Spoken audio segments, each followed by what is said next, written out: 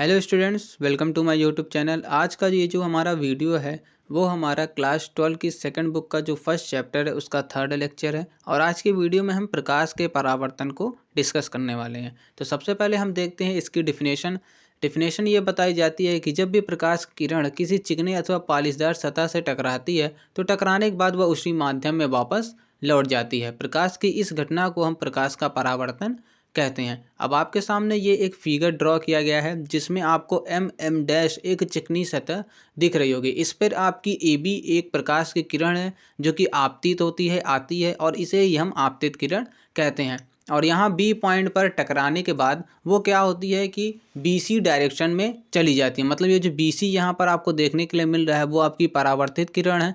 और इस तरीके से ए बी आपकी आपतित किरण आती है और एम डैश पर टकराने के बाद बी सी आपकी परावर्तित किरण दूसरे दिशा में लेकिन उसी माध्यम में वापस चली जाती है। यहाँ पर एन बी जो है वो एक अभिलंब ड्रॉ किया गया है जो आपतित किरण के साथ और परावर्तित किरण के साथ समान कोण पर रहता है। यहाँ पर जो आपतित किरण है और जो अभिलंब है उनके बीच में एक कोण बनता है जिसे हम आपतन कोण कहते हैं। और अभिलंब और परावर्तित किरण के बीच में भी एक कोण बनता है जिसको हम परावर्तन कोण कहते हैं।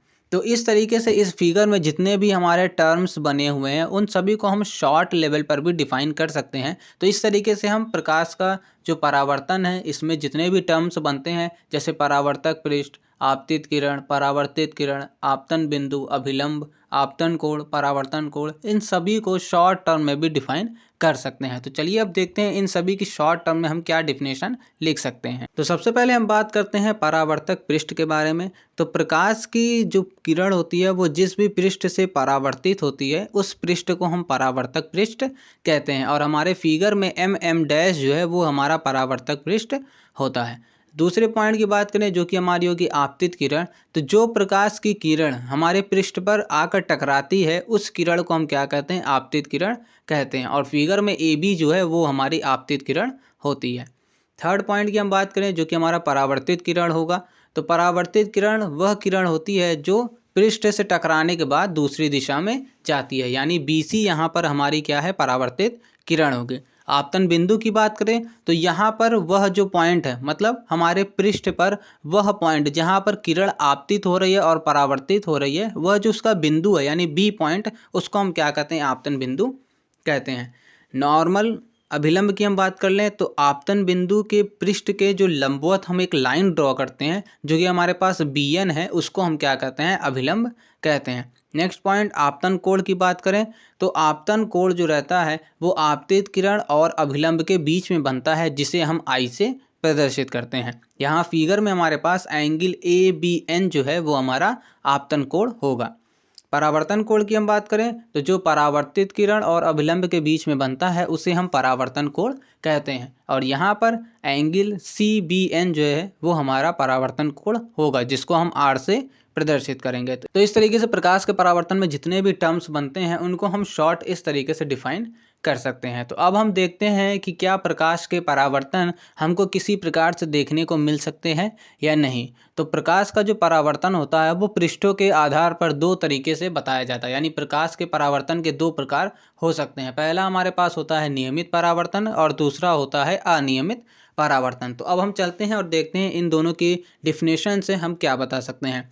तो अब हम बात करें नियमित परावर्तन की। तो नियमित परावर्तन में क्या होता है कि जो प्रकाश की किरण रहती है वो चिकने अथवा पॉलिशदार सतह से टकराने के बाद उसकी जितनी भी किरणें रहती हैं वो एक दूसरे के समांतर हो जाती हैं। तो जब हमको इस तरीके का परावर्तन देखने के लिए मिलता है तो वो हमारा नियमित परावर्तन होता है जो कि फिगर में आपको यहाँ पर देखने को मिल रहा है। अब अगर हम बात करें अनियमित परावर्तन की तो अनियमित परावर्तन में जो प्रकाश का परावर्तन होता है वो एक खुरदुरे पृष्ठ से होता है। मतलब वह जो सरफेस रहता है वो आपका अप एंड डाउन शेप में हो सकता है। और इसमें परावर्तन के पश्चात प्रकाश की जो किरणें रहती हैं वो अलग अलग दिशाओं में फैल जाती हैं जो कि आपको फिगर में देखने के लिए मिल रहा है। तो इस तरीके से हमारे पास प्रकाश के जो परावर्तन रहते हैं वो दो तरीके से हमको देखने को मिल जाते हैं। तो अब हम बात करते हैं कि प्रकाश के परावर्तन के नियम क्या क्या होते हैं। तो यहाँ पर प्रकाश के परावर्तन के दो मुख्य नियम होते हैं जिसमें से जो पहला नियम होता है वो ये बताता है कि आपतित किरण, परावर्तित किरण तथा अभिलंब तीनों एक ही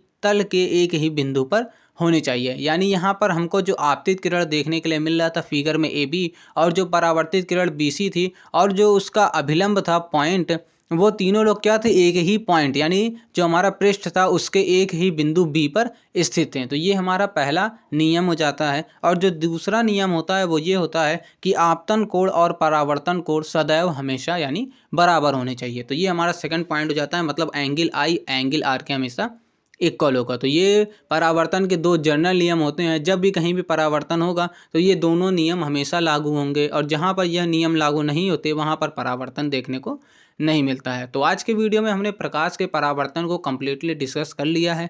अगर आज के डिस्कशन में आपको कोई भी डाउट होगा तो आप कमेंट करके हमसे पूछ सकते हैं। अब हम मिलते हैं आपसे नेक्स्ट वीडियो में। Thank you so much for watching.